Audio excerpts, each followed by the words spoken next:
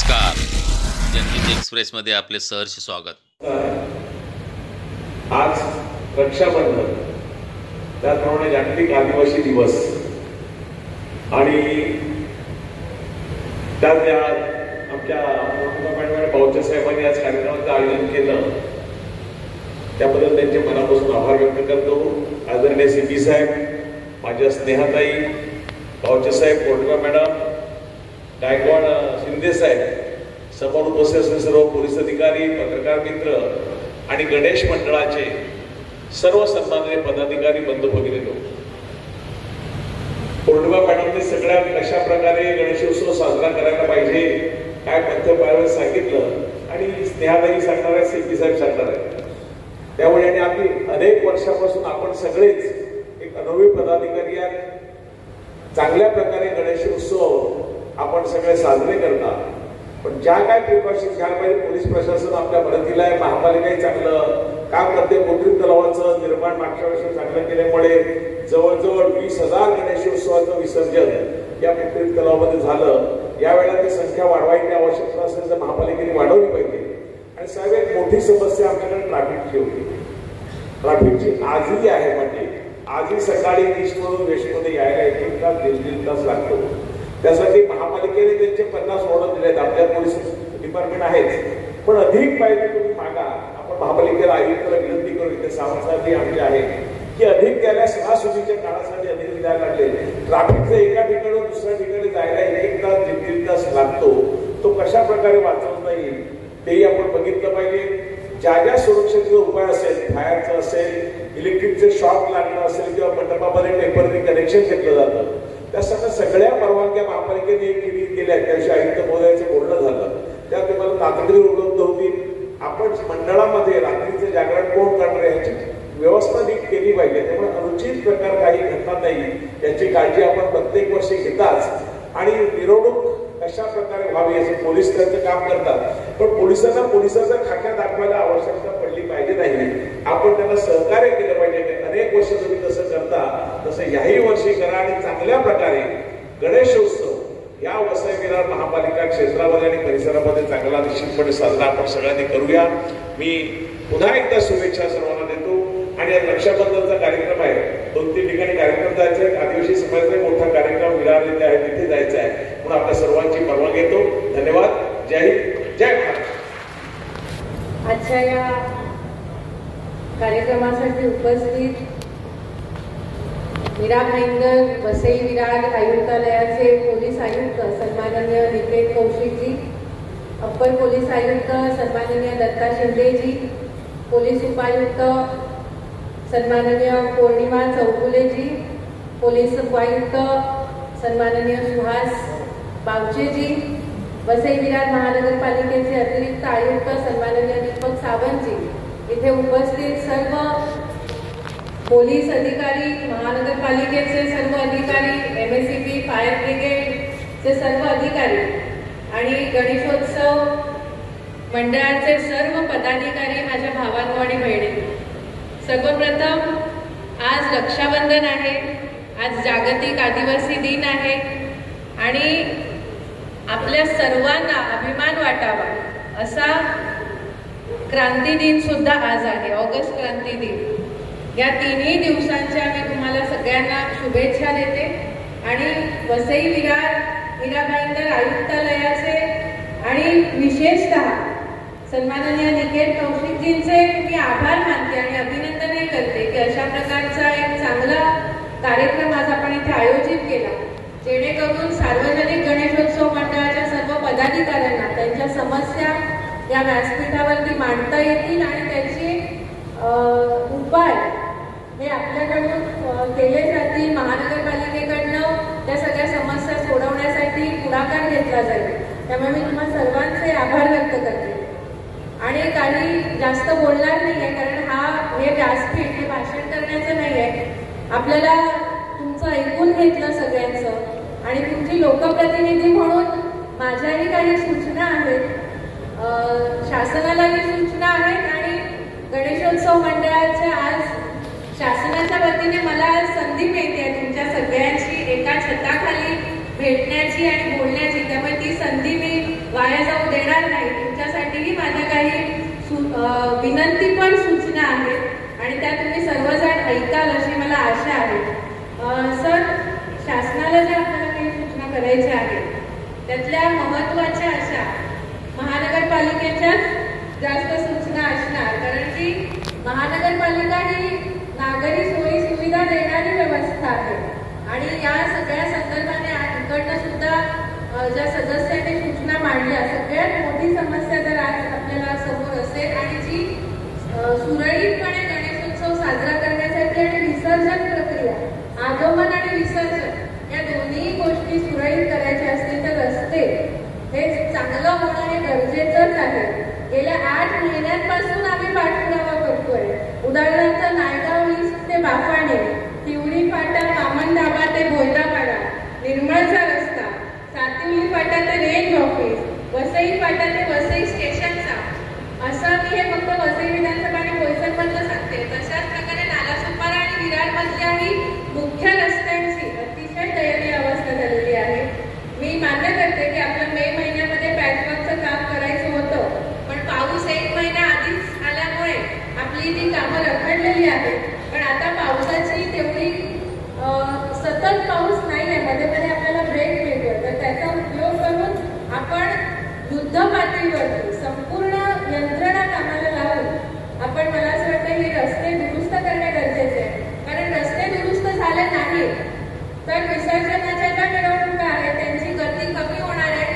त्यांची गती कमी होणार की त्यांना 4 तासांची विसर्जन मिरवणूक संपू शकते, त्याला 8 तास लागणार. कारण शेवटी ज्यांच्यावर श्रद्धेने आपण ती मूर्ती आणतो तेवढ्याच श्रद्धेने ती भग्न न होता त्याचं विसर्जन करणं हे मंडळासाठी गरजेचं असतं आणि त्यासाठी मग गती कमी करणं त्यांच्या हातात नसतं. त्यांची ती मजबुरी एका प्रकारे नाईलाज असतो त्यांचा. त्यामुळे तुमचे रस्ते जर आपण चांगले करून दिले तर त्यांना सुद्धा गती मिळेल, त्यांच्या मिरवणुकींना गती मिळेल आणि पोलिसांना सुद्धा थोडासा श्वास घेता येईल. तर त्यामुळे तुम्ही पोलिसांसाठी, पोलीस बांधवांसाठी आणि मंडळासाठी या रस्त्याचं काम करणं अतिशय गरजेचं आहे. दोन्ही रस्त्याचे जे मुख्य रस्ते आहेत त्या मुख्य रस्त्यांची पार्किंग केली जाते. त्या पार्किंगमुळेही ट्रॅफिकची समस्या निर्माण होते, मग तिथे मंडळांना त्रास होतो, पोलिसांना त्रास होतो. तर उदाहरणार्थ अंबाडी रोड आपण घेतला, पंचवटीपासून ते स्टेशनपर्यंत, तिथे दुकानांच्या बाहेर गॅरेजेस टाकलेली आहेत, रस्त्यांपर्यंत ती आलेली. गाड्यांच्या पार्किंग, सेकंड हँड गाड्या विकणाऱ्या ज्या गाड्या असतात त्या अक्षरशः रस्त्यांवरती त्या मांडलेल्या असतात. तर हे प्रकार थांबले पाहिजे. फक्त गणेश उत्सवापुरतीच नाही तर एरवी सुद्धा ट्रॅफिक सुरळीत होण्यासाठी हे गरजेचं आहे. महानगरपालिकेने हे करावं अशी मी विनंती करते. त्याचप्रमाणे अवैध फेरीवाले, जर मिरवणुकीचं आपल्याला सुरळीत व्यवस्थापन करायचं असेल तर अवैध फेरीवाले जे विरार, नालासोपारा, वसईच्या भागामध्ये प्रचंड मोठ्या प्रमाणात आहेत, त्यांच्यामुळे ट्रॅफिक कोणती होते अशांवरती कारवाई करणं आणि ते अवैध फेरीवाल्यांना हटवणं हे सुद्धा गरजेचं आहे. आणि आपण सर म्हणालात की नानासाहेबांनी चांगला प्रश्न उपस्थित केला की कृत्रिम तलावामध्ये विसर्जन केलेल्या मूर्ती त्या जास्त करून पीओपीच्या असतात, ज्या मातीच्या असतात त्या एका दिवसात त्याचं विरघळतात, पण ज्या पीओपीच्याच मूर्ती असतात त्यांचं नंतर काय केलं जाईल.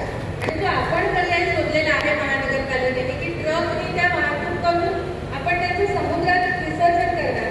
पण मला असं वाटतं की ह्याचा दुसरा काहीतरी पर्याय आपण निवडावा, कारण समुद्रात जरी आपण विसर्जन केलं तरी ते लाटांच्या माध्यमातून परत किनाऱ्यावरतीच त्या मूर्त्या येणार आहेत, किनाऱ्यांवरतीच त्या मूर्त्या आपल्याला पाहायला मिळणार तशाच भग्न अवस्थेमध्ये. त्यामुळे त्याचं काय करता येईल, त्या मूर्त्या परत आपण रिसायकल करू शकतो का, त्याचं रियूज करू शकतो का, त्या पीओपीच आहेत त्या मशिनरी घेऊन किंवा कोणाला तरी ती देऊन त्याची पावडर करता येईल का त्या पुन्हा मूर्त्यांची, जेणेकरून ते पुन्हा वापरात येऊ शकतो. असा काहीतरी अभ्यास करून त्याची अंमलबजावणी करणं गरजेचं आहे. आणि 2 आणखी मुद्दे मला सांगायचे आहेत सर, की रोरोची व्यवस्था आपल्याकडे आता झालेली आहे, पूर्वी नव्हती. तर आता आपण सार्वजनिक मोठ्या मुद्द्यांसाठी आपण रोरो देतो, पण छोट्या मुद्द्यांसाठी होडीने जातात, आतमध्ये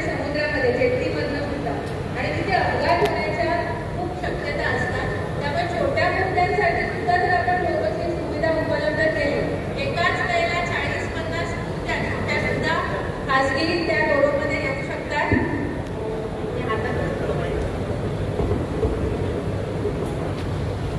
एकाच वेळेला 40-50 मूर्त्या सुद्धा त्या रोडमध्ये येऊ शकतात आणि त्यांचं विसर्जन आपण आतमध्ये समुद्रामध्ये व्यवस्थितरित्या करू शकतो.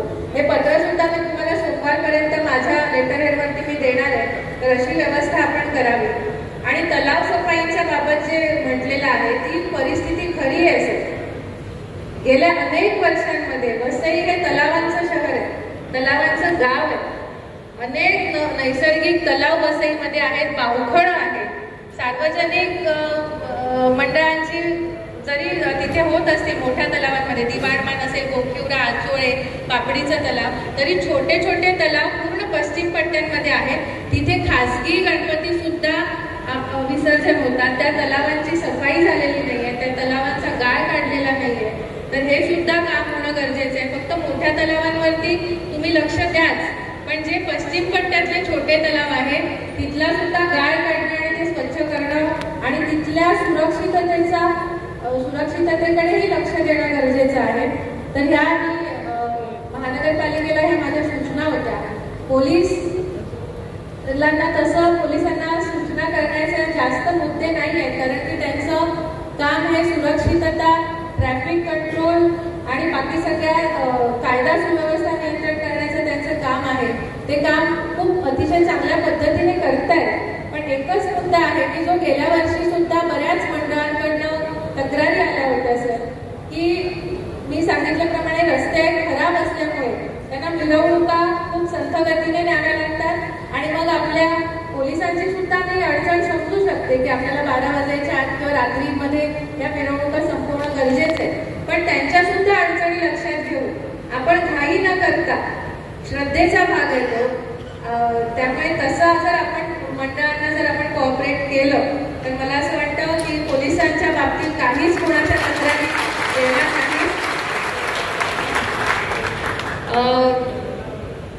मी आशा करते की आपण पोलिसांना आणि महानगरपालिकेला ज्या सूचना केलेल्या आहेत तसंच MSCBला सुद्धा खूप श्रद्धेने आपण गणपती बाप्पा आणत असतो. लोक घरी येत असतात, पाहुणे घरी येत असतात आणि त्यावेळेलाच जर लाईट गेली तर खूप मोठी अडचण निर्माण होते सगळ्यांची. तर त्यामुळे MSCBच्या अधिकाऱ्यांना सुद्धा महावितरणच्या मला विनंती करायची आहे की तुमच्याकडे जितका स्टाफ आहे त्यापेक्षा जर गरज पडली तर तो स्टाफ आणखी वाढवा, नाहीतरी आपले अर्ध महावितरण कॉन्ट्रॅक्टवरच चालतील. तर या 10 दिवसांसाठी आणखी कॉन्ट्रॅक्टवरती नेमा आणि लाईट जाणार नाही, गेली तरी 1 तासाच्या आत किंवा लवकरात लवकर ती लाईट परत कशी येईल हे बघण्याचं काम आपण महावितरणाने करावं असं माझी विनंती आहे. आणि सगळ्यात शेवटी आपण सगळेजण इथे आहोत, मंडळाचे सगळे पदाधिकारी, जबाबदार पदाधिकारी आपण इथे आहोत. मला तुम्हाला एक विनंती करायची आहे की सार्वजनिक गणेश उत्सव आपण का साजरा करतो किंवा का सुरू झाला, तो उद्देश आणि तो हेतू आपण दिवसेंदिवस विसरत चाललेलो. फक्त माझा मंडळ कसं जास्त चांगलं होईल याकडे आपण लक्ष देतोय. लोकमान्य टिळकांनी स्वातंत्र्य चळवळीमध्ये लोकांच्या घराघरामध्ये स्वातंत्र्य चळवळ पोहोचावी, इंग्रजांविरोधी वातावरण निर्माण व्हावं आणि प्रत्येकाच्या मनात स्वातंत्र्यासाठी आग पेटावी, यासाठी माध्यम म्हणून हे सार्वजनिक गणेशोत्सव सुरू केलेला आहे. पण आता त्याचं पूर्ण कमर्शियलायझेशन झालेलं आहे. तर मला तुम्हाला विनंती करायची आहे की हा हेतू मनात ठेवा. आता जरी स्वातंत्र्य आपल्याला मिळालं असेल तरी अनेक सामाजिक उपक्रम आपण या मंडळाच्या माध्यमातून करू शकतो. अनेक सामाजिक समस्या आपल्याला आज भेडसावत आहेत, ड्रग्सची समस्या आपल्याला भेडसावते. मला या निमित्ताने पोलिसांचं अभिनंदन करायचंय की ज्या पद्धतीने वसई विरार नालासोपाऱ्यामध्ये ड्रग्सच्या विरोधात कारवाया चाललेल्या आहेत सर, त्या अतिशय उल्लेखनीय कारवाया आहेत. मी सगळ्यांच्या वतीने तुमचे आभार मानतो. पण फक्त पोलिसांचंच काम नाहीये. ड्रग्स ही सामाजिक समस्या लक्षात घ्या, ती घेणारी आपल्याच घरांमधली मंडळी आहे, घरांमधली मुलं आहेत, तरुण मुलं यासाठी शिकार होत आहेत. तर हे सामाजिक जनजागृती करणं आपलं सुद्धा काम आहे. तर या गणेश उत्सवाच्या मंडळांमध्ये तुम्ही देखावे करत असाल, कार्यक्रम करत असाल, वेगवेगळ्या पद्धतीच्या तुम्ही स्पर्धा घेता, त्यामध्ये हे असे सामाजिक उपक्रम सामील करा आणि जेणेकरून आपल्याला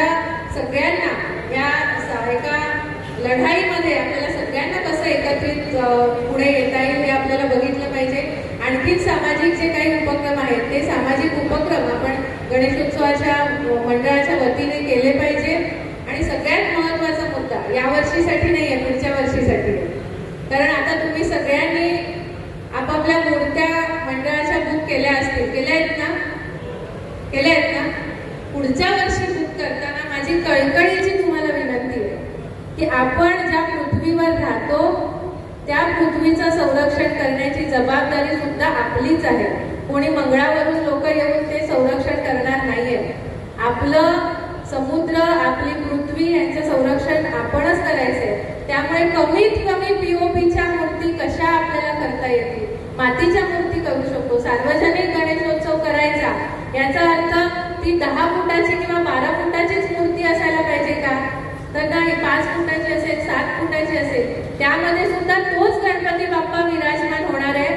आणि तसाच आशीर्वाद आपण जर मनोभावे त्याची सेवा केली तर तितकाच आशीर्वाद मनोभावे तोही देणार आहे. कारण ही पृथ्वी आपल्या श्रद्धेने, आपलं पूर्ण या पृथ्वीवरचं जीवनमान त्याच देवाने निर्माण केलेलं आहे.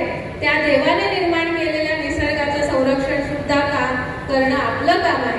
त्यामुळे ही कळकळीची विनंती आहे, मातीच्या मूर्त्या घ्या, मातीच्या मूर्तींनी करा. आजकाल लगद्याच्या मूर्त्या येऊन आलेल्या आहेत, पेपरच्या मूर्त्या, तशा घ्या. नसेलच शक्य, अगदीच जर कोणाला मला 12 फुटाचीच मूर्ती पाहिजे असं जर कोणाच्या मनात असेल तर आपल्याकडे वसईमध्ये साईनगरचा राजा हे उदाहरण आहे मंडळाचं. त्यांनी फायबरची मूर्ती बनवलेली आहे.